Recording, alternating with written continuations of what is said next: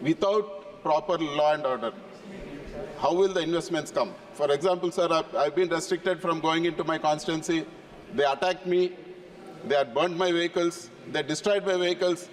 The attack was, it was in the full glare of all the TV channels. And finally, a case was booked against me, sir. The attempt to murder case was booked against me. After an attack happened on me, a reverse case was booked against me. Such is the law and order situation. If the law and order situation is so bad in our state, how will investments come into our state, sir? I demand from the government that law and order be restored in our state and all the violence has to be put to an end. And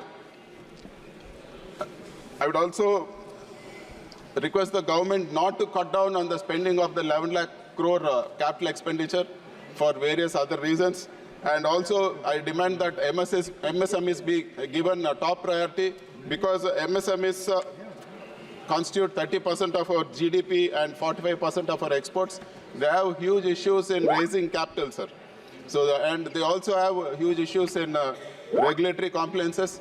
So if these things are taken care of, MSMEs will grow further and it's good for the economy of our country. And it is one of the major steps we need to take for achieving a 5 trillion economy and hoping that the Honorable Finance Minister will answer to all our concerns. I end the speech. Thank you very much. Thank you. Subrayan. Subrayan. Subrayan. Thank you, sir. Sir, बोलने के लिए मौका दिया. Subrayan. Next.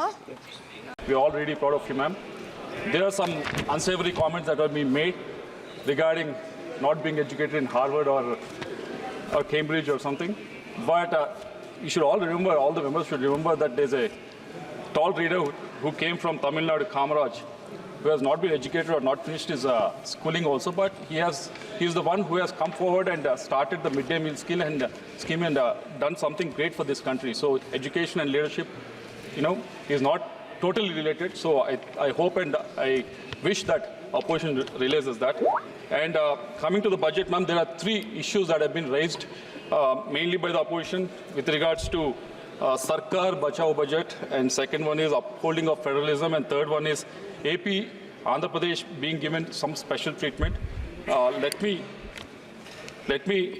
talk of Sarkar Bachao budget. Before, when we talk about that, I think opposition should remember they formed the government 3 times, in 2009, 2004, 1991, wherein all the times they have got only, in 2009 they got 206 seats, in 2004 they got 145 seats, and in 1991 they got 232 seats. But here we are, NDA has won more than 272 seats and BJP has won more than 240 seats, and we are very sure that this government will run for the next 5 years. Rest assured, nothing to worry about that. And these are the different times. Prime Minister Modi has been elected 3rd time, unprecedented time. He has been definitely. So this is unprecedented, ma'am, what we are seeing. Modi being elected 3rd time, ma'am.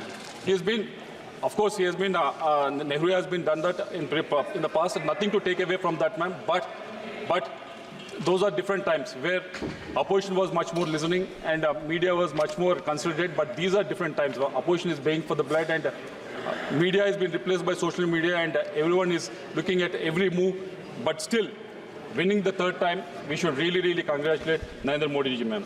And coming to the second issue with regards to the federalism that opposition is really talking about in this budget, ma'am. In 2009, when UPA 2 was formed, Andhra Pradesh has given 33 seats to the UPA, ma'am. In 2004, when UPA 1 was formed, Andhra Pradesh has given 29 seats out of 145 seats, ma'am. In return, what we got was Andhra Pradesh was bifurcated in 2014, unscientifically, ma'am.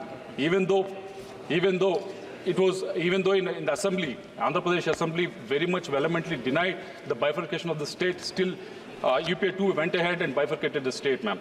So this is what we call not following the federalism, ma'am.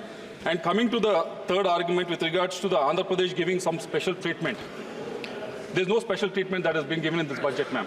Say, for example, that 15,000 crores that has been given a grant, very much it has been there in the AP Reorganization Act that has been mentioned in 2014 itself, ma'am, wherein Section 94 of the AP Reorganization Act clearly states that special grant has to be given to the state of Andhra Pradesh for building of the capital, ma'am. Coming to the Polavaram project, again in the AP Reorganization Act in Section 90, it was very much clearly mentioned that Polavaram irrigation project, a lifeline of Andhra Pradesh, is to be given, is to be completed, and it is a national project, ma'am. So there is no such special thing that has been done in this, ma'am. And coming to the industrial development infrastructure grant that has been given to us, ma'am, it is very much mentioned in the AP Reorganization Act, Section 94 of 1, ma'am, that for the industrial development of the state, which Andhra Pradesh is very much lacking because all the industry was there in Telangana, ma'am. It is very much clearly mentioned in the AP Reorganization Act. Coming to the grants for the backward region of North Coastal Andhra and North Coastal Andhra and Rayalaseema, ma'am, it is also very much mentioned in the AP Reorganization Act, Section 94 of 2, ma'am. So I wish and I hope that opposition don't have this amnesia, ma'am, selective amnesia, because they only drafted this act, and they should read this act before making these unsavory comments about Andhra Pradesh giving some special treatment, ma'am. Coming to the state of Andhra Pradesh, ma'am, we have been unscientifically bifurcated in 2014. When the first budget was presented in the AP State Assembly, the revenue deficit in that budget was almost 24,000 crores, ma'am. From then, our debt has been increasing, and it has reached to the, as of June 2024, it has reached to 9.74 lakhs, ma'am. In 2019, the debt was around 3.75 lakhs, ma'am, and 2024 it has reached to 9.74 lakhs, ma'am. So for a state that is so young, it's only 10 years old, ma'am, we need a lot of hand-holding. We want to stand up, we want to run with the other states of this country. We want to be part of this development that's happening in the other parts of the country, ma'am. For this, we need more support from the central government, ma'am, because getting grants or making debt is one thing, ma'am, but where we are spending is the most important thing. If you are spending it on, if we can balance both welfare and infrastructure, yes, that is a good way of spending it, ma'am. But the problem that has happened for Andhra Pradesh was that from 2019 to 24, coming to water resource department, only 20,000 crores was spent on it, ma'am. From 2014 to 19, in the same water resources department, we spent almost 47,000 crores. So it has gone down by almost 60% in the capital expenditure in the water resources department. When it comes to transports, roads and buildings, in 2014 to 19, Andhra Pradesh spent 8,800 crores, ma'am, but from 19 to 24, it has come down to 1,357 crores, ma'am. It has almost come down by almost 70%. So creating a debt, getting money, borrowing money is one thing, ma'am, but where we are spending is the most important thing. We are very much confident that we want to be part of this development. We want to reconstruct the state. We want to rebuild the state. We need more support from the union government, which we are looking forward, man. We are on the knees before the 2024 election. Now we are standing up. We want to run with the other states of this country. We need more support from the union government, which we look forward to in the next 5 years in the NDA government, ma'am. Thank you very much.